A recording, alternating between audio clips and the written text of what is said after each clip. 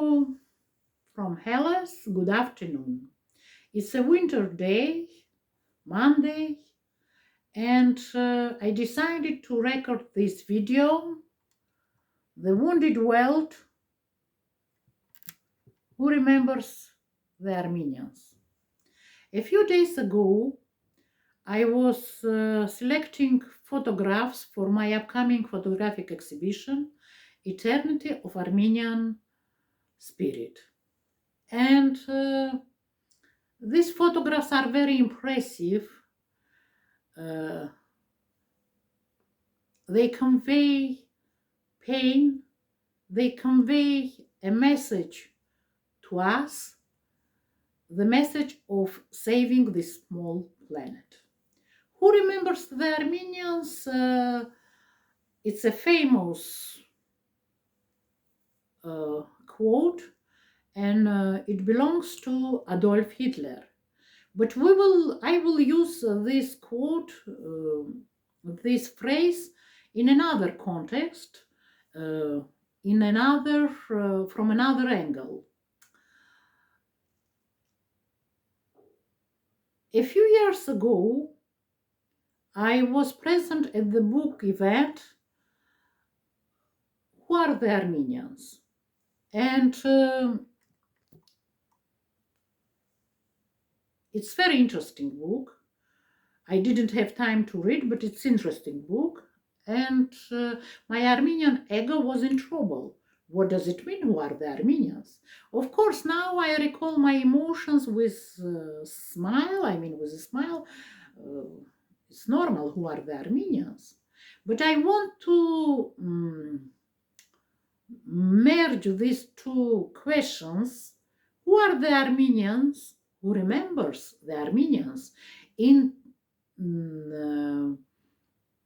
the context of genocide prevention, in the context of atrocities prevention, of stopping atrocities, of stopping wars. The Armenian genocide was the first genocide in the 20th century. Of course, this is it's not just a historical fact, it's a very painful fact. But this is history. We cannot change nothing now. But we can change now the now. We, as the international community, we are not able to stop genocides. We are not able to prevent genocides. We are not able to stop these evil deeds. We are not able to stop wars.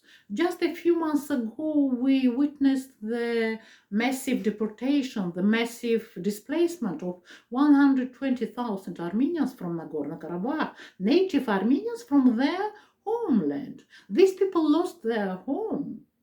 These people became refugees, and they want to be back home. But as the international community, we are not enough united, because the process of being united is a long process, and it has stages of development. So we must plan the process of being united, how we can be more united, how we can be strongly united, because this is not the process where we can state that we try. No, we need results.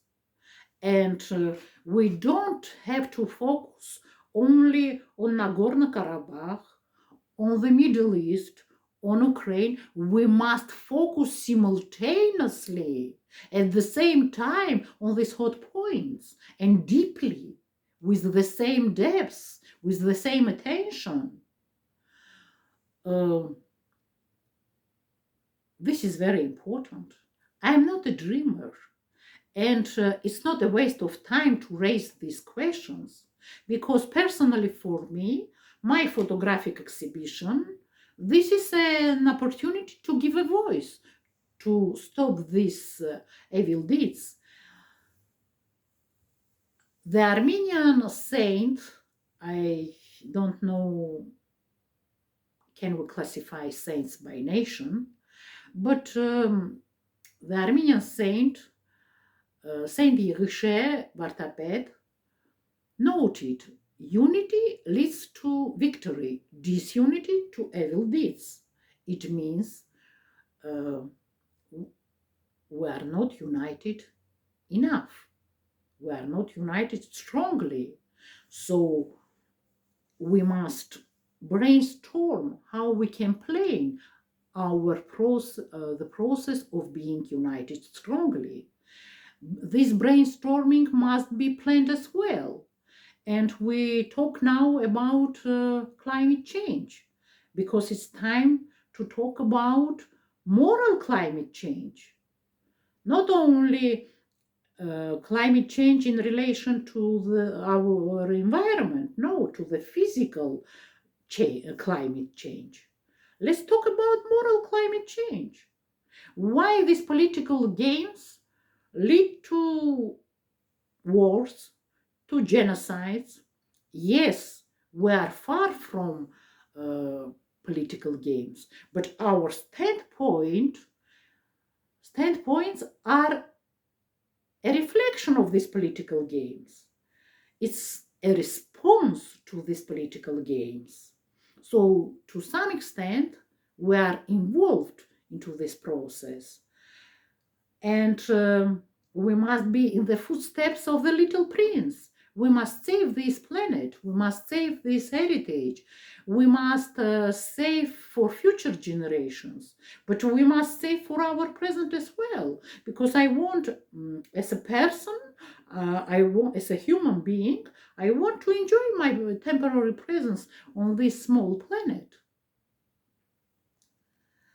Nostos is a Greek word and it means homecoming, return home. We witnessed that millions of peoples they lost they lose their homes, they lost their homes, and this process is, it seems, is endless. So from one side we have the international community, from another side we witness these evil deeds.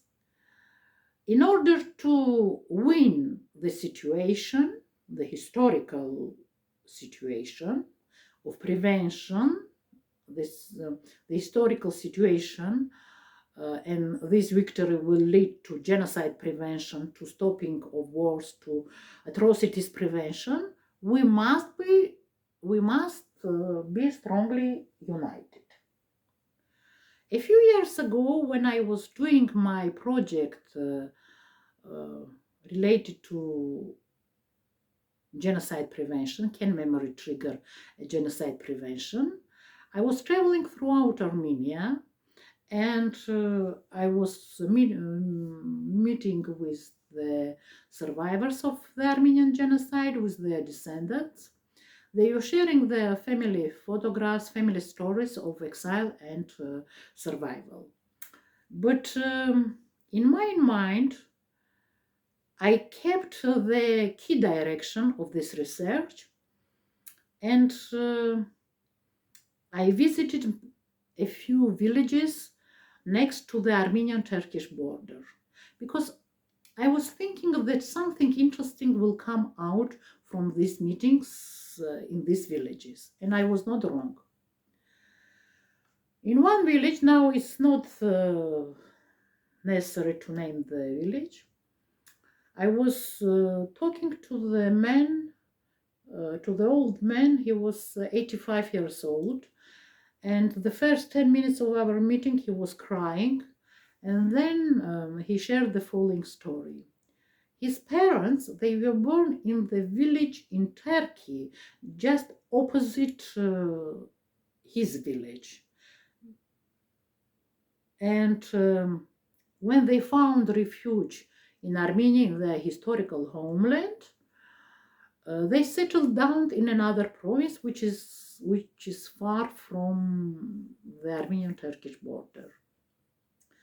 But then the parents thought that one day, if the Armenian-Turkish border would be open, they must be settled down in this village, which is next to the border, and they would be able to go home, to be back to this village where they were born. So it was strange to me because they witnessed there the Armenian genocide in this village as well. But the dream to be back home was still alive in their souls. So it's not a contradiction. It perhaps two sides of one process. I don't want now to go to details of philosophical interpretation, but personally for me, it was a discovery that the person who witnessed the Armenian genocide in his village wants to be back to this village where he was born. So this is normal. This is a feature of human nature, of human soul. And perhaps it's very important for us as the international community to prevent cases when people, historical cases, global cases, when people are forced to leave their homes, when people become refugees, when people lose their homes. And I believe, and I'm sure, every one of us struggles in his, her own way. But this is points, different points. And but we are disunited as the international community. That's why we don't have strong results of prevention, such atrocities. We must be united. Who remembers the Armenians? Who are the Armenians? We must be not the last people who will raise this question. We must remember the first genocide of the 20th century. And if we remember this, as the international community, we can prevent these genocides. Without hope, there is no memory. Without memory, there is no hope. We remember this famous quote of the Holocaust survivor.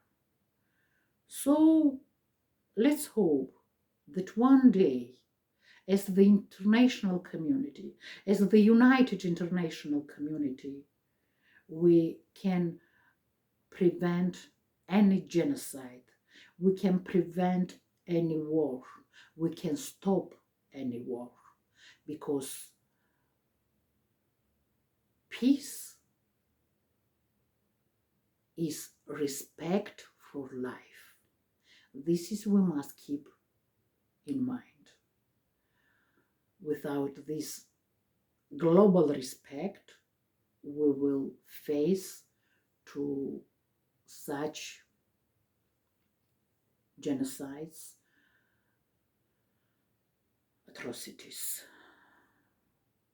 And as Marina, I can raise this question: who are the Armenians? Who remembers the Armenians? With my upcoming photographic exhibition, Eternity of Armenian Spirit. It's not a national framework. With the national framework, within the national framework, I will raise international issues, national within the international context. And as a person with Armenian roots as well, I have a right, I enable myself to ask this question: do Armenians remember the Armenians? It doesn't sound strange. By remembering who are the Armenians and who remembers the Armenians, we can protect Armenian national identity. And the abbreviation of Armenian national identity, Ani, we know from Armenian history, Ani was the ancient city in Turkey. And it was blossoming city in the 11th century. So, but it is a symbol of the lost homeland for Armenians. So, you see, it's a word game, but it has a deep implication. Armenian national identity and the abbreviation Ani, the symbol of lost homeland. We must be united as the Armenian nation as well, because we keep in mind the words of Saint Yeghishe: unity leads to victory, disunity to evil deeds. I am not a dreamer. I am a dreamer, but I am not the only one. So I would like to see a strong team as the united international community. Let's build this community. Thank you. Have a nice day. All the best.